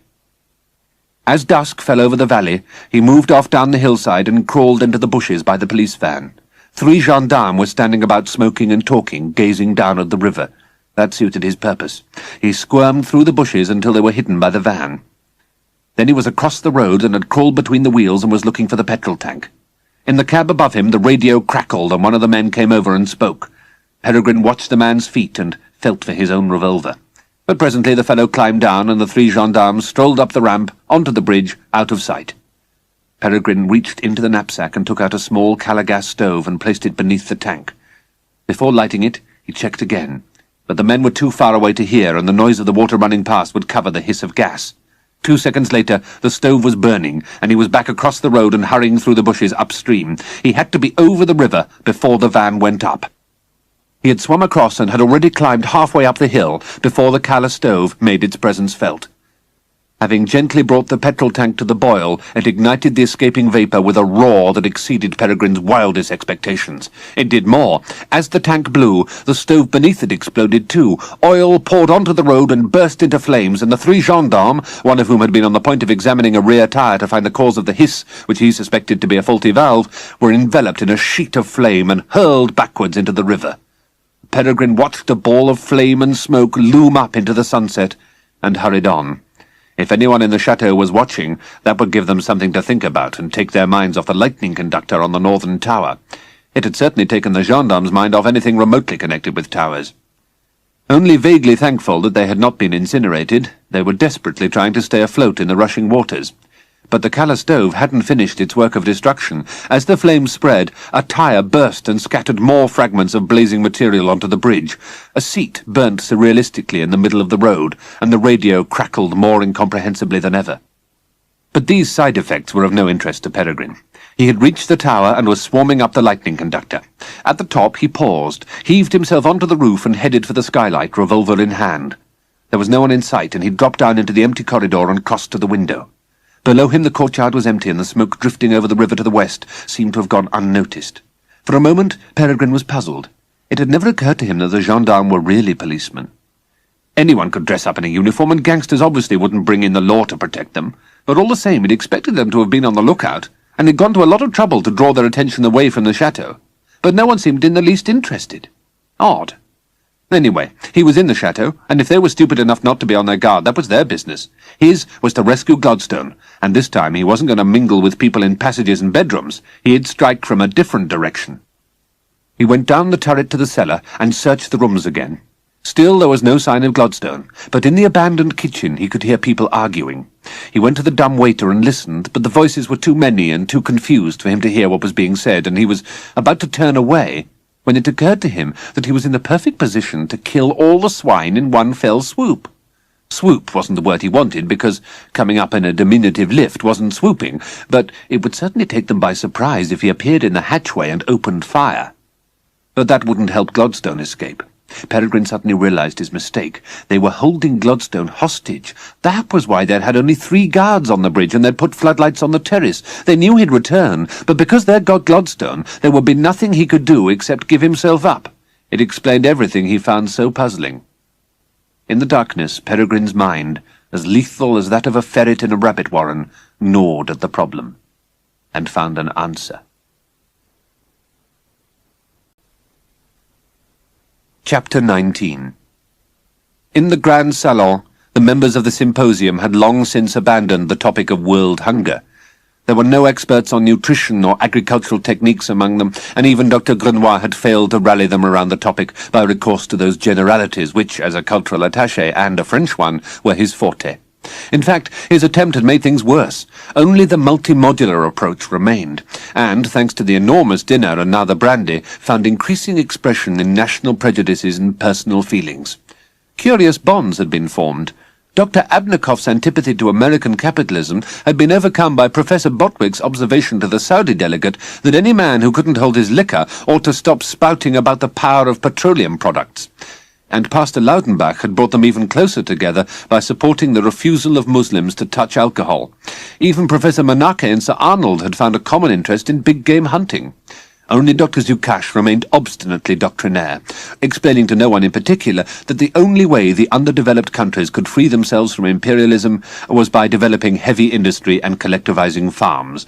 Since he was sitting next to the Polish delegate, who was under orders to keep his mouth shut and who knew what collective farming had done to his own country, and who resented the imputation that Poland was underdeveloped anyway, only Dr. Abnikoff's threat to beat their collective heads together unless they shut up prevented a fight. Pastor Laudenbach's appeal for peace brought Botwick to his feet. "Listen, you dirty kraut," he shouted. "Don't you start yammering about peace. 2 world wars your lousy country started this century, and don't think we've forgotten it. 6 million died in the gas chambers, and it wouldn't surprise me to learn you were the camp doctor at Auschwitz." "That's a lie," snarled the pastor inadvisedly. "I spent 4 years on the Eastern Front in Panzers. I was at the Battle of the Kursk while you were bombing innocent civilians to death by the 100,000. I know about war. At Kursk I learned, and it was just too much for Dr. Abnikoff. "You murdering Hitlerite," he yelled. "Just let me get my hands on you and I'll show you what we did to butchers like you. At Kursk, were you? By God!" "Gentlemen," appealed Dr. Grunois, "let us try to forget the past and—" "Shut up, you damn frog!" shouted Botwick. "Without the boys who died on Omaha Beach, you'd still be doing what Heine here told you, even if you weren't a goddamn collaborator, which is open to question." "I was 5 at the time," began Dr. Grunois, but neither Botwick nor Abnikoff were to be silenced. As Abnikoff hurled himself drunkenly at the pastor, Botwick cursed Dr. Grunois for getting out of Vietnam and NATO, not to mention teaming up with a load of Huns in the common market. And what about martial aid? "Amazing," Professor Manake observed to Sir Arnold. "You Europeans never seem to realize how extraordinarily barbaric you are." "I wouldn't call myself a European, you know," said Sir Arnold. "We're an island race with a seafaring tradition." But, as he spoke, Peregrine, following another English tradition, acted. Firing with all the deadliness Major Featherington had taught him, he put his first bullet through Professor Botwick's forehead, then shot the lights out, and with 2 more bullets plunged the courtyard into darkness as well. As the screams and shouts of the delegates echoed through the chateau, he dashed for the cover of the gateway tower. There was a little office there, and from it he could command a view of the entire terrace and the stable yard where the cars were parked at the back. In short, no one could move out of the buildings without being shot. Best of all, he had the swine trapped in the chateau, and until they released Gladstone, he didn't intend to budge. 3 floors above, the Countess felt the same way about budging. From the sound of the shots, the screams, and the confusion below, she realized she had been wrong. Dr. Grunois had known what he was talking about. Some hitman had come looking for her last night, and she should have left while the going was good. Right now, it was bad. Whipping to the door, she locked it and switched the lights out. "If anyone comes, don't utter," she told Gladstone, "and wedge that bed against the door." For some time they sat on the floor in silence, listening for more sounds of trouble, and separately wondering how the hell they were going to get out of the mess. "Must have shot one of the guests," whispered the Countess finally. "Guests?" said Gladstone. "Either them or the think-tank merchants." "Think-tank merchants? To futurologists. Now, what they know about the future beats me. Still, they pay well. Or did. I can't see this being the world's favourite venue for conferences after tonight." Gladstone tended to agree, though he wasn't at all clear what futurologists were. Certainly international gangsters would be inclined to avoid the place. "What beats me," continued the Countess, "is why that goon last night was looking for me, and now he's shooting those poor eggheads down there. Unless it's the gendarmes doing the shooting." "The gendarmes?" said Gladstone. "You mean they've had the nerve to call the police in?" "You don't seriously imagine an international gathering some of the world's most eminent intellectuals are going to sit on their fannies when there's a contract killer on the loose? It's a miracle we haven't got the United States Marines on call the way that Professor Botwick was carrying on this morning. Wanted to phone the embassy." "The embassy?" In the darkness the Countess looked at him suspiciously. "You always repeat everything anyone says to you?" she asked. "No, but, well, you wouldn't think men like that would have the nerve to ask for government protection." "I can't think why not." Gladstone could, but in the present circumstances it didn't seem advisable to say so. On the other hand, he had the increasing feeling that there'd been some terrible mistake, and for a moment he began to wonder if they'd come to the wrong chateau, before remembering that this woman had claimed to be Wonderby's mother. Perhaps all this talk about international scholars and the police was subtle means of getting him to talk. "All seems very odd," he muttered. "You can say that again," said the Countess, as another shot rang out below. Peregrine had just winged Dr. Abnikoff, who had made the mistake of urinating out of one of the windows and had learnt what it felt like to be circumcised by a revolver bullet. As his yells receded, the Countess got to her feet. "Where's your car?" she asked. Gludston hesitated. He still couldn't make head or tail of the woman, but there was nothing to be gained from lying. "I left it hidden in an old sawmill. I didn't want anyone to steal it." "Yeah, well, I'd say you show good sense," said the Countess.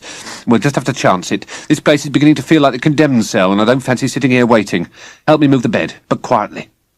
Gludston got to his feet and clutched the sheet to him. It was beginning to feel like a premature shroud. "Is that wise?" he asked, as another shot rang out. "I mean, it sounds like a battle out there." "Which is why we're moving now. So long as they're occupied, we've got a chance." They moved the bed, and the Countess unlocked the door and went out into the passage. Gludston followed her unwillingly and stopped. "So what's holding you?" demanded the Countess. "Got cold feet or something?" "It's just that I've got no clothes, and, well, I wouldn't want to compromise you," he murmured. "Jesus, at a time like this he talks about compromising. If we don't hurry, I'm going to get compromised by a bullet." Gludston gave in and traipsed nervously down the steps after her. "In here," whispered the Countess, when they reached the large open landing directly above the gateway. Opening a door, she pushed him inside. "You'll find some of my husband's clothes in the bedroom. He was twice your size, but you'll look better in something dark. That sheet goes with your complexion." Gludston shuffled across the carpet into the next room and found some suits in a wardrobe. Whoever the woman's husband might be, she hadn't been lying about his build. The brute must have stood 6 foot in his socks, and his waistband was in the upper 50s. Still, anything was preferable to that sheet. Gludston put on a shirt while the Countess busied herself in the other room. By the time he was dressed and could move about without tripping, he'd had to roll the bottom of the trousers up 8 inches to achieve this feat, she had finished packing a suitcase. "Right," she said, fastening a rope ladder to a hook above the window that overlooked the drive and the avenue of walnut trees. "Exit 1, Countess, followed by Bear. You can hand the case to me when I'm out, and then we'll head for your car." "But I'll never make you dressed like this," said Gludston. "Where are my own clothes?" "If they're back from the dry cleaners, they'll be in the office down below, but I wouldn't advise trying to get them. That way the only place you'll make is infinity. Let's hit the fire escape." She dropped the ladder out of the window and climbed over the sill. "Now the case," she said. Gludston handed it to her. It was remarkably heavy. As she disappeared, he stood irresolute. He had no doubt now that she was the Countess, and to some extent he could be said to be rescuing her, but the thought of trying to walk 15 kilometres in oversized men's wear and lugging that suitcase appalled him. And where was Peregrine? A shot from below should have told him. It certainly decided him. Gludston climbed over the sill and slithered down the rope ladder. In the little office, Peregrine was in high spirits. This was the life, the world, the action he had read and dreamt about and had been prepared for. It was no longer imaginary. It was real and exciting, a matter of life and death, and in the case of the latter, it had undoubtedly been successful. He'd certainly shot one swine stone-cold dead, and had just potted another who'd appeared at a window. The only thing that puzzled him was that no one had fired back. He'd have welcomed an exchange of shots, but none had come, and he was trying to work out what this meant when a sound outside gave him the answer. Something had just bumped against the wall of the chateau, and he'd heard voices. So the bastard had managed to get round behind him and were preparing to attack him from the rear. Cunning. He'd soon put a stop to that. Checking that the courtyard was still empty, he crossed to the tiny window that gave onto the drive. As he watched, a figure appeared with a suitcase. They were going to blast him out with a bomb. Peregrine aimed the revolver through the window and then hesitated. It was a woman, and he hadn't been trained to shoot women. All the same, he was taking no chances. Slipping out to the gates, he gently unlocked them. A man was out there, too. He could hear him whisper. He'd strike now. Shoving the gate open with his foot, he aimed the revolver with both hands. "Okay, freeze!" he shouted, now identifying with the heroes of every American thriller he'd read. "Get your hands on your heads and don't move!" But the woman had already done so. She was off down the drive running as fast as she could. For a second, Peregrine was tempted, but Bulldog Drummond prevailed. At least he'd got the man, and he wasn't giving any trouble. He was wheezing and gasping, but his hands were up. "For God's sake, don't shoot!" he whimpered. Peregrine recognized the voice. "Gloddy," he said. "Is that you?" "Of course it's me," said Gludston with a moan, and sat down on the suitcase. "Oh, my God!" "Are you all right?" Gludston felt his heart, and thought not. "So who's the frail?" asked Peregrine, reverting to Mickey Spillane. "I am," said Gludston. I mean the woman." "That happened to be the Countess." "And we've rescued her? Oh, that's terrific." Gludston didn't reply. To his way of thinking, the adjective was wholly inappropriate. "Then we can go," said Peregrine. "Or do you want me to finish the swine off?" Gladstone tried to get up and promptly trod on the bottom of his trousers and fell over. "I don't want you to do another thing," he said savagely as Peregrine helped him to his feet, "except see if my clothes are in an office in there and bring them out, and hurry, there's murder going on." "Oh, I don't know," said Peregrine. "Well, I fucking do," said Gladstone. "Oh, all right," said Peregrine sulkily, "just when it was getting to be fun." All the same, he went into the office and presently returned with a brown paper parcel. "Just one more thing to do," he said, and before Gladstone could protest that even one more thing would be too much for his heart, he was gone. Gladstone flapped off down the drive with his clothes. If what he expected occurred, he wanted to be behind a walnut tree when it did. For a few minutes, everything was quiet, and then a volley of shots rang out, and Peregrine ran from the chateau. "That should keep them quiet when we make our getaway," he said. "I've dumped that rope ladder and locked the gates." "And shot someone too, I suppose?" "Nobody to shoot." "Well, get that bloody suitcase," said Gladstone, hobbling along. He couldn't wait to put as much distance between himself and the chateau as was humanly possible. The place had nothing romantic about it now. In the Grand Salon, the delegates crouched in the darkness surrounded by broken glass. Their concern for the future of mankind had assumed a personal and more interested dimension, but they were still at odds with one another. Dr. Abnikov particularly objected to Sir Arnold Brime's insistence that the only way to treat a badly wounded penis was to apply a tourniquet. "But not around my scrotum!" shouted Dr. Abnikov. "It stops the venom getting into the bloodstream," said Sir Arnold with a peculiar logic that stemmed from his experience of treating snakebite victims in the tropics. "Not the only thing it stops," yelled the Russian. "You want to castrate me or something?" "Now, I suppose we could try cauterizing as well," said Sir Arnold, getting his own back for the Soviet delegate's accusations that he was personally responsible for the atrocities committed by the British Army in Ireland. Dr. Keister intervened. "Perhaps I may be of assistance," she said. "In Denmark I have had experiences with the genitals of sexual offenders, and—" "I'm not a sex offender, you filthy cow! You do what you like in your rotten little country with all your pornography, but if you touch me, you'll learn what a sex offence is." "In Africa," said Professor Maniquet, "some of the less progressive people still practice female circumcision. In Ghana it is naturally unknown, but elsewhere I have studied initiation rites among males. They are a symbolic preparation for manhood." "And what's that got to do with me, you bloody witch doctor?" yelled Abnikov. "There's nothing symbolic about my manhood, and stop twisting that piece of string, you imperialist pig!" "Actually, it's my last pipe cleaner," said Sir Arnold. "Still, if you want to bleed to death, I suppose you're entitled to." Under the table, Dr. Grunoir and Professor Badiglione were arguing about the theory and origins of international terrorism. The Italian placed the blame squarely on Robespierre, Babeuf, Blanqui, Sorel, and any other Frenchman he could think of, while Dr. Grunoir countered with the Carbonari, the Mafia, Mussolini, and Gramsci, whom he'd never read. The shooting of Botwick had put all thought of the Countess's connection with gangsters in Las Vegas out of his mind. Only Pastor Laudenbach and Sheikh Fat bin Riel, united by their faith in a spiritual future and certain unspoken prejudices, remained unmoved. "It is the will of Allah. The Western world is decadent, and the infidel Botwick was clearly a Zionist. He refused to acknowledge that the return of Jerusalem and all Arab lands can only be achieved by the force of arms. It is the same with Berlin and the occupied East Bank of your country." "I hadn't thought of it like that before," said the pastor. "We have much to feel guilty about." In the darkness, the Saudi delegate smiled. He was thinking wistfully of Eichmann. Far to the north, Slime drove down the N1 at 90 miles an hour. He wasn't wasting time on side roads, and the Major's suggestions made at frequent intervals that they stop the night in a hotel had been ignored. "You heard what the head said," he told the Major. "This could be the ruination of us all."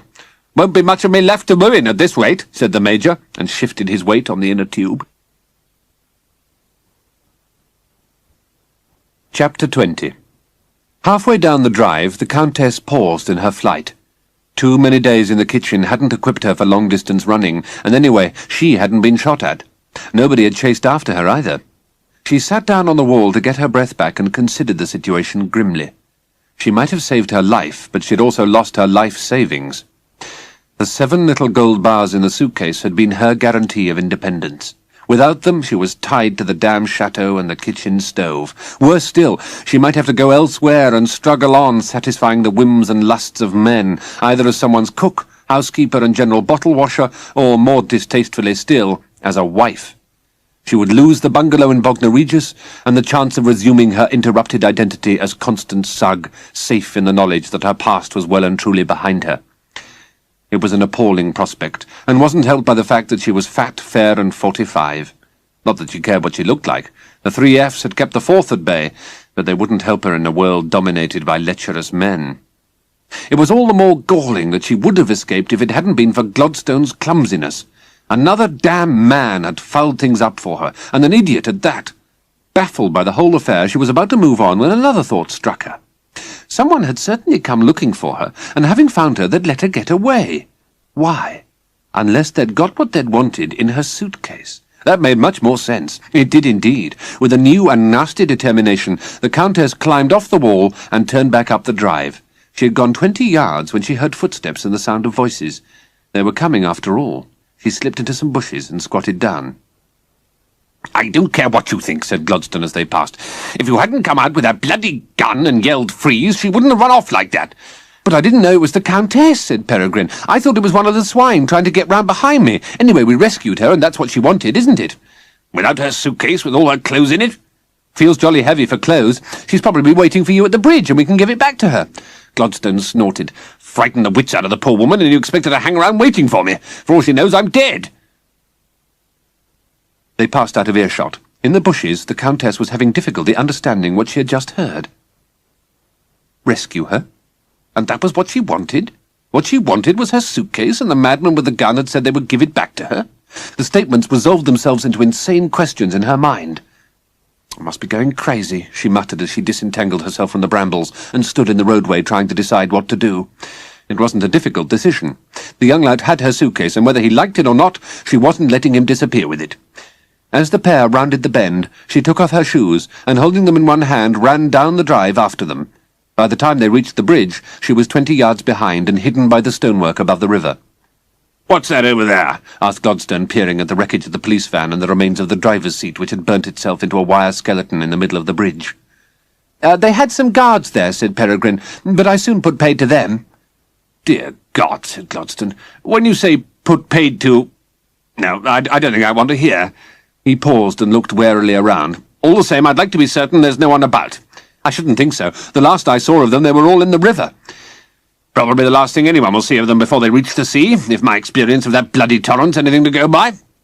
"I'll go over and check, just in case," said Peregrine. "If it's all clear, I'll whistle." "And if it isn't, I'll hear a shot, I suppose," muttered Gladstone, but Peregrine was already striding nonchalantly across the bridge, carrying the suitcase. A minute later he whistled, but Gladstone didn't move. He was dismally aware that someone was standing behind him. "It's me again, honey," said the Countess. "You don't get rid of me quite so easily." "Nobody wants to get rid of you, I certainly—" "Skip the explanations for later. Now you and me are going to walk across together, and just in case that delinquent gunslinger starts shooting, remember I'm in back of you, and he's got to drill you before he gets to me." "But he won't shoot. I mean, why should he?" "You tell me," said the Countess. "I'm no mind reader, even if you had a mind. So, let's go." Gladstone ambled forward. In the east the sky had begun to lighten, but he had no eyes for the beauties of nature. He was in an interior landscape, one in which there was no meaning or order, and everything was at variance with what he had once believed. Romance was dead, and unless he was extremely careful, he might join it very shortly. "I'm going to tell him not to do anything stupid," he said, when they reached the ramp. "It's a bit late in the day for that, baby, but you may as well try," said the Countess. Gladstone stopped. "Peregrine," he called, "I've got the Countess with me, so it's all right. There's no need to be alarmed." Behind the wrecked police van, Peregrine cocked the revolver. "How do I know you're telling the truth?" he shouted, and promptly crawled away down the bank so that he could get a clear line of fire on the squat figure silhouetted against the sky. "Because I say so, you gibbering idiot! What more do you want?" "Why is she standing so close to you?" said Peregrine from a different quarter. Gladstone swung round, and the Countess followed. "Because she doesn't trust you with that gun." "Why did she ask us to rescue her?" asked Peregrine. But Gladstone had reached the limit of his patience. "Never mind that now. We can discuss that later. Just let's get off here and out of the way." "Oh, all right," said Peregrine, who had been looking forward to bagging another victim. "If you say so." He climbed up the bank, and Gladstone and the Countess scurried past the shell of the police van. "OK, so what's with this business of my wanting to be rescued?" asked the Countess, pausing to put her shoes on. "And who's our friend with the itchy trigger finger?" "That's Peregrine," said Gladstone. "Peregrine Clyde Brown. He's a boy in my house. Actually, he's left now, but I don't need his curriculum vitae. I want to know what you're doing here, that's all." Gladstone looked uneasily up and down the road. Hadn't we better go somewhere more private?" he said. "I mean, the sooner we're out of the district, the less chance they'll have of following us." It was the Countess's turn to hesitate. She wasn't at all sure she wanted to go anywhere too private with these maniacs. On the other hand, there was a great deal to be said for getting the hell away from burnt-out police vehicles. She didn't fancy being questioned too closely about the little gold bars in her suitcase, or what she was doing with several different passports, not to mention her son's housemaster and a schoolboy who went around shooting people. Above all, she wanted to put this latest piece of her past behind her. Bognor Regis called. "Nothing like burning your bridges," she said. "Lead on, Macduff." And picking up her bag, she followed Gladstone across the road and up the hillside. Behind them, Peregrine had taken her words to heart, and by the time they reached the ridge and paused for breath, smoke had begun to gather in the valley, and there came the crackle of burning woodwork. "That should keep them quiet for a bit," he said as he joined them. Gladstone stared back with a fresh sense of despair. He knew what he was going to see. The chateau looked deserted, but the wooden bridge was ablaze. "Quiet! Quiet! Every bloody fire engine and policeman from here to Bussard is going to be down there in 20 minutes, and we've still to break camp. The idea was to get back to the car before the hunt was up." "Yes, but she said, 'Shut up and get moving,'" snapped Gladstone, and stumbled into the wood to change into his own clothes. "I'll say this for you, boy," said the Countess. "When you do something, you do it thoroughly. Still, he's right, you know. As the man said, the excretor is about to hit the fan." She looked round the little camp. "And if the snout-hounds get a whiff of this lot, they may be baying at our heels in no time." "Snout-hounds?" said Peregrine. "Tracker dogs, the ones with noses, the cops use. If you'll take my advice, you'll ditch every item back in the river." "Roger," said Peregrine, and when Gladstone finally emerged from the undergrowth looking his dejected self, it was to find Peregrine gone and the Countess sitting on her bag. "He's just destroying the evidence," she said, "in the river. So now you can tell me what this caper is all about." Gladstone looked round the empty dell. "But you must know," he said. "You wrote to me asking me to come down and rescue you." "I did? Well, for your information, She stopped. If this madman thought she had written asking to be rescued, and it was quite obvious from his manner that he did, she wasn't going to argue the toss with him in the present fraught circumstances. "Oh, well, I guess this isn't the time for discussion, and we ought to do something with Alphonse's suit. It reeks of mothballs." Gladstone looked down at the clothes he was holding. "Can't we just leave them?" "I've explained to young Lochinvar that if the police bring dogs, they're going to track us down in no time." But it was Peregrine who came up with the solution when he returned from the river. "You go on ahead and I'll lay a trail with them that'll lead in the wrong direction," he said. "I'll catch you up before you get to the sawmill." And taking the suit from Gladstone, he scrambled down to the road. Gladstone and the Countess trudged off, and 2 hours later were on the plateau. They were too preoccupied with their own confused thoughts to talk. The sun was up now, and they were sweating, but for once Gladstone had no intention of stopping for a rest. The nightmare he had been through still haunted him and was with him in the shape of the woman who, quite evidently, didn't know she had written to him for help. Even more evidently, she didn't need helping, and if anyone could be said to have been rescued, Gladstone had to admit she had saved him. Finally, as they reached the woods on the far side of the coast de Bussard, he glanced back. A smudge of smoke drifted in the cloudless sky, and for a moment he thought he caught the faint sounds of sirens.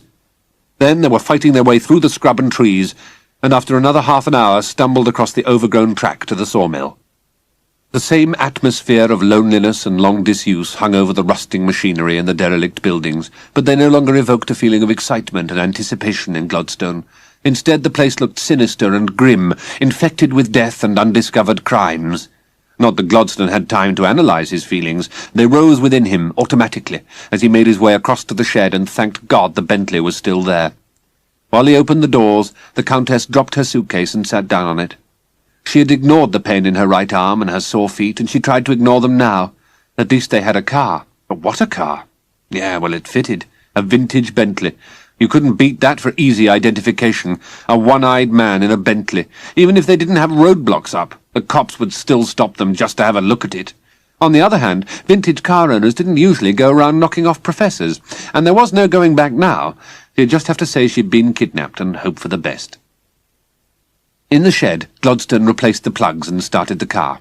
He had just driven it out when Peregrine appeared, panting and dripping with sweat. "Sorry I'm late," he said, "but I had to make sure they wouldn't come this way. Went down river a couple of miles and found an old man who'd been fishing, so I stuffed those clothes in the bag of his moped and waited until he rode off. That'll keep them busy for a couple of hours. Then I had to swim about a bit before doubling back. Didn't want to leave my own trail." "Go and shift those trees," said Gladstone, getting out and shutting the shed doors. The Countess climbed into the back seat, and 5 minutes later they were on the road. On the wrong side. "Drive on the right, for Christ's sake," squawked the Countess. "We aren't in England, and at this rate we won't be. And where do you think you're going?" "Back to Calais," said Gladstone. "So why are we on the road to Spain?" "I just thought," said Gladstone, who was too exhausted to. "From now on, don't," said the Countess. "Leave the brain work to me. Spain might not be such a bad idea, but the Frontier's the first one they'll watch." "Why's that?" asked Peregrine. "Because, Dummkopf, it's the closest, so Calais makes a weird sort of sense. Only trouble is, can old Father Time here last out that far without writing us all off?" "Course I can," said Gladstone, stung into wakefulness by the insult. "Then turn left at the next fork and give me that map." For a few miles she pored over it while Gladstone concentrated on keeping to the right. "Now then," said the Countess, when they had swung onto a road that led through thick oak woods, "the next question is, did anyone round here see this car when you came down?" "I shouldn't have thought so. We did the last 200 miles at night, and we were on roads to the south." "Good, that's a bonus. So the car's not what they're going to be looking for. It's clean, and it's too conspicuous to be likely for a getaway. But if they do stop us, those guns are going to put you inside for a long, long time, so you'll ditch them, and not in any river. The flicks have a penchant for looking under bridges." "What's a penchant?" asked Peregrine. "What those gendarmes didn't have when he blew that van up. Now shut up," said Gladstone. "Yes, but if we get rid of the guns, we won't have anything to defend ourselves with, and anyway, they're supposed to go back to the school armoury." Gladstone's knuckles whitened on the steering wheel. "Listen, you damn moron," he snarled. "Hasn't it got through your thick skull yet that we aren't going to get back to school unless we use our wits? We'll be doing life plus 30 years in some foul French jail for murder." "Murder?" said Peregrine, clearly puzzled. "But we only killed some swine, and however many gendarmes you blew up out of that truck, that's all. So keep your murderous little trap shut and do what the Countess tells you." In the back seat, the Countess listened to the exchange with interest. It was beginning to dawn on her that, by comparison with Peregrine, Gladstone was practically a genius. More to the point, he was frightened and prepared to follow her orders. "Stop the car here," she said to test her authority, "and switch the motor off." Gladstone did so and looked at her questioningly. "This is as good a spot as any," she said, after they had sat in silence for a minute, listening. "Now then, you, trot off into the wood a couple of 100 metres and bury those gats before anyone comes." Peregrine looked at Gladstone. "Must I?" he asked, but the look on Gladstone's face was enough. "Not a very advanced form of life," said the Countess when he had gone. Gladstone didn't reply. From the depths of his exhausted mind the question had surfaced again. How had he ever come to be in the power of this foul woman? He wasn't going to put it to her now, but if they ever got back to Britain, he'd want an answer. "One dead, another mutilated, and how many missing?" asked Inspector Rudon. "Two," said Dr. Grunois, looking unhappily out of the window at the little helicopter perched on the terrace. "Madame la Comtesse, and an Englishman called Pringle." "An Englishman called Pringle. Description?" "Middle-aged, medium height, balding, small moustache, a typical Englishman of a certain class." "And he was staying here?" Not exactly. He rescued the dead American from the river yesterday morning, and he was exhausted, so he was given a room and a bed." "If you rescued the man who was shot, he doesn't sound like a killer," said the inspector. "Of course he wasn't a killer. Ask your old man. They had to get him back across the river with Professor Botwick. He was on a walking tour." "And yet he has disappeared." "In the circumstances, very sensibly, Inspector," said Dr. Grunois. "If you had been here last night, you'd have tried to leave." He was getting irritated by the inspector's failure to appreciate the international consequence of the night's events. The glory of France was at stake, not to mention his own career. "And the night before, a man was here looking for a Madame la Comtesse," continued the inspector. "That's what I've been told. But it must be said that he made the first attempt on Professor Botwick then. Last night the professor was shot down in cold blood, capot-wise. And your men were supposed to be on guard for his protection." "So they were, but they want to know that they were about to be attacked by terrorists. You said it was Madame la Comtesse who was in danger." "Naturally. What else does one think when an Englishman with a gun, or an American, demands to know where she is? It was your responsibility. If we had been told they were terrorists, it would have helped, monsieur. We can only act on the information we are given, and the roads were guarded. They didn't come from Boussat or Frisson. And what about the river? They could have slipped past your roadblocks in canoes." "Perhaps. It was clearly a well-organized operation. The aim was to assassinate the American Botwick and castrate the Soviet delegate, presumably to put the Siberian gas pipeline agreement in jeopardy," said Dr. Grunois. His sarcasm was wasted on the inspector. "But it is the Americans who opposed the deal. It is more likely the Iranians were involved." In the dining room, the exhausted delegates were being interrogated. They, too, were convinced they had been the victims of a terrorist attack. The crisis of capitalism expresses itself in these barbaric acts, Dr. Zukash explained to a bemused gendarme. They are symptomatic of the degenerate bourgeois mentality and the alliance between monopoly fascism and sectors of the lumpen proletariat. Until a new consciousness is born... And how many shots were fired? Asked the policeman, trying to get back to the facts. Dr. Zukash didn't know. 15, said Pastor Lautenbach, with the precision of a military expert. Medium-caliber pistol, rate of fire good, extreme accuracy. The cop wrote this down. He'd been told to treat these members of the intelligentsia softly. They'd been in a state of shock. Pastor Lautenbach obviously wasn't. Your name, monsieur? The pastor clicked his heels. Obergruppen, Pastor Lautenbach. I belong to the Lutheran Church. The policeman made a note of the fact. Did anyone see the assailant? Dr. Hildegard Keister pushed Badiglione forward. You met him in the passage, she said. The professor cursed her under his breath. That was the night before. It might not have been the same man. But you said he had a gun. You know you did. And when you... Yes, said Badiglione, to cut short the disclosure that he had taken refuge in her room. He was a young Englishman. An Englishman? Can you describe him? Professor Badiglione couldn't. It was dark. Then how did you know he was a young Englishman? By his accent. It was unmistakably English. I've made a study of the interrelationship between phonetics and socio-economic infrastructure in post-imperial Britain, and I would say categorically that the man you're looking for is of lower upper-middle-class extraction with extreme right-wing Protestant inclinations. Sod that for a lark, said Sir Arnold. Ulster was going to be on the agenda again at this rate. You were in Dr. Keister's room before he had a chance to speak to you. You told me that yourself. I heard what he said to Dr. Abnikoff. That was enough. I mean, where did you pick up your astounding capacity for analysing the English language? As an ITI POW, no doubt. As a matter of fact, I was interpreter for British prisoners of war in Italy, said Professor Badiglione stiffly. I'll put him down as English, said the policeman. Sir Arnold objected. Certainly not. I had a fairly lengthy discussion with the fellow. In my opinion, he had a distinctly foreign accent. English is a foreign language in France, monsieur. Yes, well, I dare say it is, said Sir Arnold, getting flustered. What I mean was, his accent was a European foreign, if you see what I mean. The cop didn't, but he did speak in English. Sir Arnold admitted grudgingly that this had been the case. Doesn't mean he's British, though. Probably a deliberate ploy to disguise his real nationality. Another helicopter clattered down onto the terrace and prevented any further questioning for the time being. In Bordeaux, Dr. Abnikoff was undergoing microsurgery without a general anaesthetic. He wanted to make sure he kept what was left of his penis.